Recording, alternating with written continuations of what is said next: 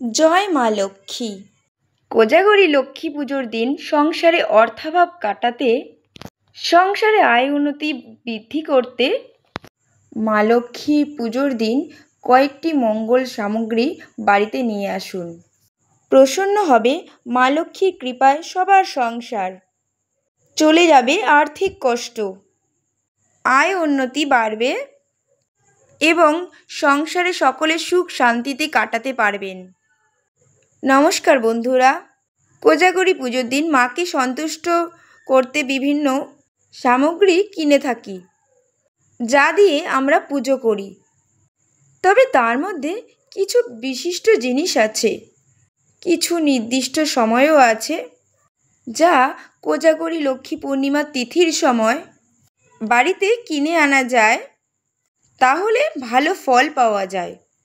এই লক্ষ্মী পুজোর শুভ মুহূর্ত সন্ধ্যা থেকে মধ্যরাত্রি দেবীর আরাধনা করা শুভ। কোজাগরী শব্দের মূল অর্থ হল কো জাগ্রতি, অর্থাৎ কে জেগে আছো।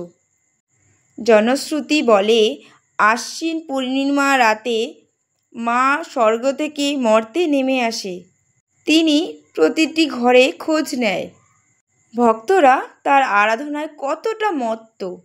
বাড়ির দরজা খোলা আর ভক্তরা পুজো করছেন, এমন বাড়ি পেলে সেখানে মা প্রবেশ করেন।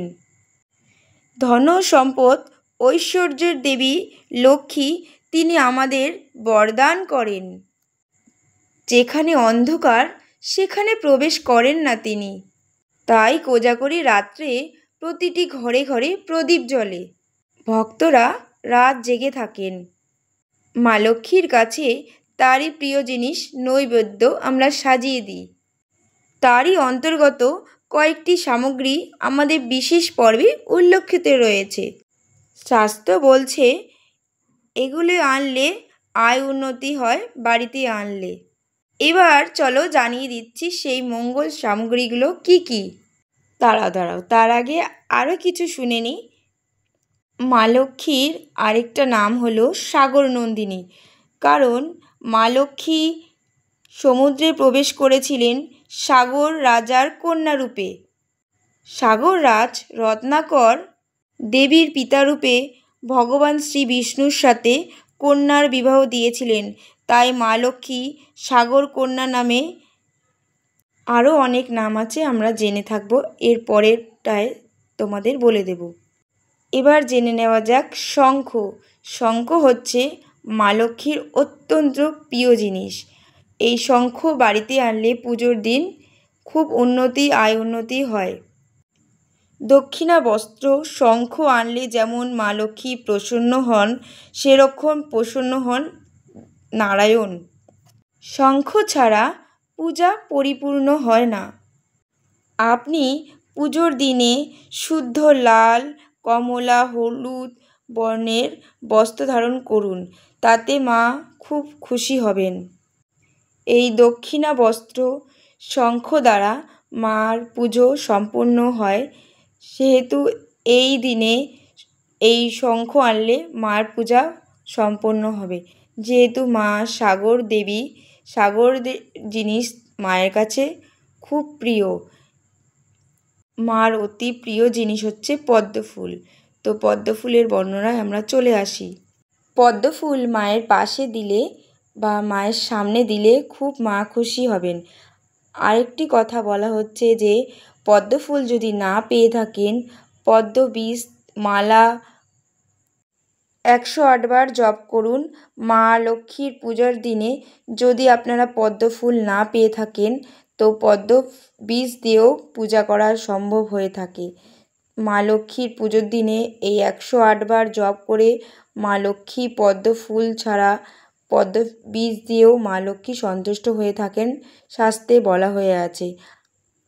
মা লক্ষ্মী খুব খুশি হবেন, আপনার উপর প্রসন্ন থাকবেন। ঘরে ধন সম্পত্তির জন্যে কোজাগরী পুজোর দিন লক্ষ্মী গণেশ মূর্তি ধারণ, রূপার মুদ্রা মা লক্ষ্মীর কাছে পূজা করিয়ে নিজেদের অর্থ রাখার জায়গা রাখতে পারেন, তাহলে মার আশীর্বাদে অর্থকষ্টবিহীন হয়ে যেতে পারে। আপনার ঘরে আসবে সুখ শান্তি, পরিপূর্ণ হবে আপনার সংসার। আরেকটা জিনিস হলো পারদে তৈরি করা লক্ষ্মী গণেশ মূর্তি। আপনাদের আগের ভিডিওতে দেখিয়েছি, যদি আনতে পারেন তো আপনার ঘরে সুখ শান্তি বজায় থাকবে।